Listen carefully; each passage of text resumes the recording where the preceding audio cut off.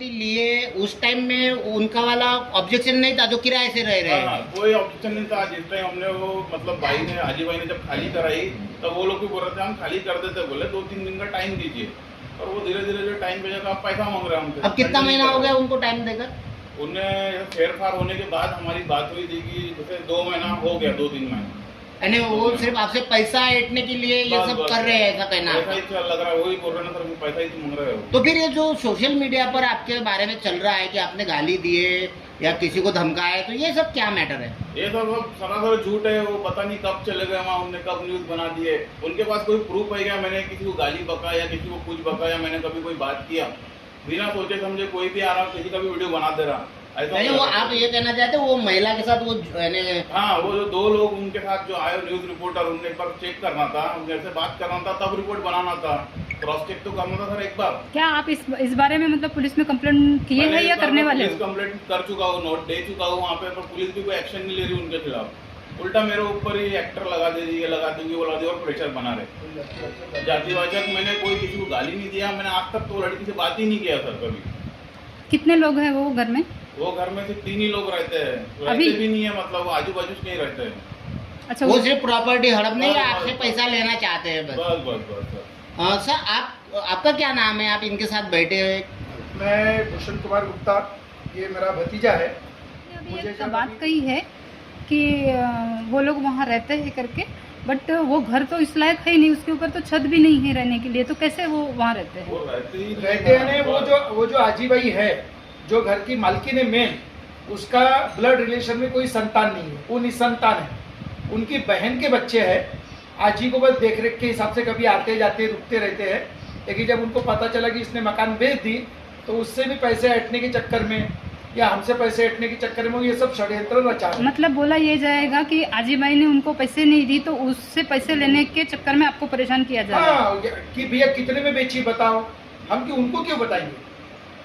हमारा पूरा लीगल काम है, बस इतने ये कानून पे उम्मीद रखते हुए कि जो भी कानून से होगा। तो आप अभी क्या चाहते हो?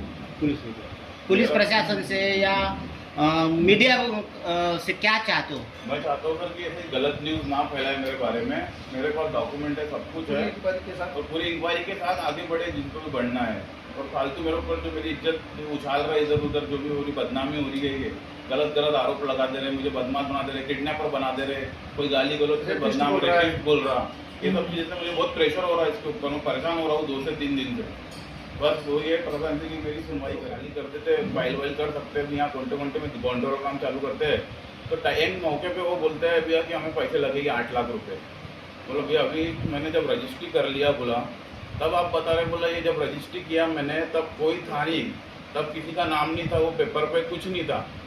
इंस्टाग्राम के माध्यम से ये जब खबर पता चली कि साहिल गुप्ता ने ऐसी गालियाँ दिया, ये दिया वो दिया, तब मैंने इससे थोड़ी चर्चा करी, इंक्वायरी करी, बाकायदा पूरी तहकीकात करी। तब मुझे पता चला कि बाकायदा पैसे दे करके ये ज़मीन ली गई है, कोई इसमें कब्जा नहीं है, कुछ नहीं है, और ना ही इसमें कोई जातिवादक समाजवादक कोई गालियाँ दी है। हम लोग सभी समाज को मानने वाले लोग हैं, हम लोग सामाजिक कार्यकर्ता भी हैं, और वो बच्ची को न कभी देखा, न कभी सूचना, न समझा, बल्कि वो मकान खाली करने के लिए 2 दिन में 3 दिन में ऐसे हमको टला रहे थे।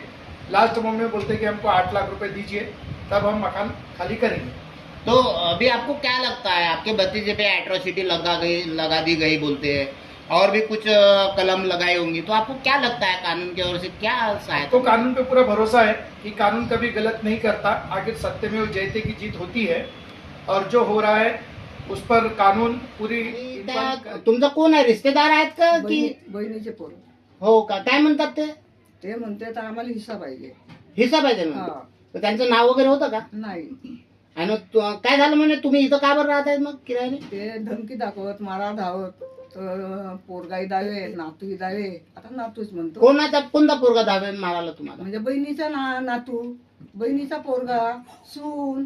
काय नाव आहे त्यांचं नाव? ते देवेंद्र टेकाम, हा. एकाचा आसू टेकाम, तिचा कल्पना टेकाम, खेलनबाई टेकाम. तुम्हाला मारलं होतं का त्यांनी? चौथारच नाही येत ना दादा, असे अंगुठे हलवत ना बेटा, काकू बता सांगू, किती सांगू मी. मग तुम्हाला तुमचं घर विकलं, पैसे मिळाले का पूर्ण? हो हो तर तुम्हाला तुमचंच घर विकायला ते लोक मना करत होते का? हो तुया काय म्हणत तू धसलेली घर हा त्यानं खोटं हा घर तुम्हाला तुमच्या घरवाल्याने दिलेलं आहे? मा घरवाल्या बिमार होता, किडनी खराब झाली पहिली, दुसरी किडनी खराब झाली. त्याच्या असताना जसे ते झगडा करत नंगा बोले, आता हे सांगा ती शब्द नाही दारू पिऊन, म्हणून म्हणे माझ्या असताना हे जसे असे करून राहिले तर माझ्या मेल्याच्या नंतर कोण करणार आहे, म्हणून जिल्ह्यात नेऊन सगळ्या कोर्टात तिथे नावावर महा करून दिलं तुमच्या घरवाल्याने? घरवाल्याने. अच्छा, म्हणजे त्या प्रॉपर्टीवर दुसरा कोणाचा अधिकार होता नाही? नाही नाही. आणि कोणतेही नावं कोणत्याही कागदात कोणाचेही दुसऱ्यांचे आहेत नाही तुमच्या व्यतिरिक्त? हा तुम्हाला काही पैसे किसे मागत होते का ते तुमच्या बहिणीचे मुलं मुली वगैरे? हा अच्छा, म्हणून ते तसं करत आहेत. हा. किती पैसे मागत होते? आता हिस्सा दे, हो. हिस्सा देते, हिस्सा देईन ना मी का खाईन, माय मुलं बाळा नाही कोणी कमवणार, बेटा तुम्ही कब्बर चाय पाजाल तर पिऊन तुमच्याकडे नाही तर मी ना तिचा कब्बर चाय नाही पेलो बेटा. म्हणजे तुम्हाला कधी चाय सुद्धा नाही दिली त्या नाही लोकांनी? नाही नाही नाही नाही. फक्त हिस्सा मागत आहे? अहो, तेरवी मेहनत केली तो मेला पुण्यामध्ये, तिला एक पैसा मिळाला तर एक पैसा नाही दिला आणि 1 रुपया नाही. 60,000 भेटले का 70,000 भेटले का 50,000 कोण भेटले? कोण मेलं? तो विजय नावाचा त्याचा बाप. अच्छा, म्हणजे तुम्ही ते तुमच्या जवळ राहत होते का जे मरण पावले ते? हो हो तो राहत होता, म्हणजे ते दारू पाणी पिये खायची सोय नाही राहत होते. म्हणजे तुम्ही प्रेमा खातीर ठेवलं, हो पण त्यांनी तुमच्या घरावर कब्जा करण्याचं? हो करण्यात आलं, आमचा हक्क आहे म्हणतो. मग आता ज्यांनी घर विकत घेतलं त्यांना ते लोक पैसे मागत आहे आणि त्यांच्यावर खोटे खोटे आरोप करत आहे, तर तुम्ही काय सांगा? मोहल्यातले म्हणा कोणीच म्हणा त्याला साथ देऊन राहिले म्हणून हे बोलून राहिले ना. ते इकलो 6 महिने झाले, 6 महिन्याच्या नंतर तर नाही निघला ना. आता ह्या 2-3 महिन्यामध्ये हा उत्कार झाला. तुम्हाला पूर्ण पैसे मिळाले का? हो तुम्हाला किडनॅप केलं होतं असं बोलले नाही जाते? बेटा नाही, गावाला गेलो होतो. पत्रिका आहे का बेटा संदीप? त्या संदीप कुठं होतं लग्न?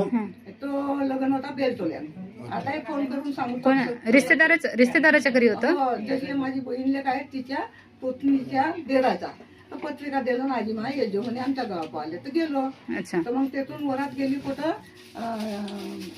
लांजीच्या तिकाटा तर तुम्ही म्हणून गाव आहे. तर तुम्ही लग्नात गेल्या त्याला हे म्हणत आहेत की तुम्ही किडनॅप झाले म्हणून? हो नाही बाबा मी लग्नाला गेलो. अच्छा. मी ह्या पोराला तुमच्या मागच्या साईडनं देवाचे फोटो दिसून राहिले, हो हे आहेत माझे देव. तर पण आता त्या घरी सध्या डॉक्टर बाबासाहेब आंबेडकर नाही नाही नाही आणि बिरसा मुंडा यांचा फोटो नाही आहे. नाही नाही बेटा हात जोडतो बाबा, याच्या सामने खोटे नाही बोलत. नाक्यावरची माझी रेणुका माय आहे माझ्या घरी, मी कधी झूट बोलणार नाही. मी वांजुटी बाई कोणा जन्मात पाप केलो ते फोटो आणले, आता नवीन आणलेले आहे असं तुमचं म्हणणं आहे? ते ना आणलं असतील? तुमच्या हातच्या नाही आहे? नाही बेटा काहीच नाही, मी सगळं सामान आणलो. आणि घर विकलं ते तुम्हाला मान्य आहे? हो घर माझं आहे, माझी प्रॉपर्टी मी नाही इकलो का खाईन बेटा, कोण देणार आहे? रिश्तेदार तरी कवडी देतील तिकडे गावाकडे आहेत तर. साहिल गुप्ता सोबत तुमची काही दुश्मनी नाही नाही, आहे? नाही, नाही, आणि नाही. साहिल गुप्तानं तुम्हाला पूर्ण पैसे दिलेले हो, आहेत. हो. आणि साहिल गुप्ता जर का कोणत्याही न्यायालयीन कोर्ट कचेरीच्या कामात जाईन तर तुम्ही त्याच्यासोबत उभे आहे? हो हो मी जाईन बेटी, ते माझ्या चिंतून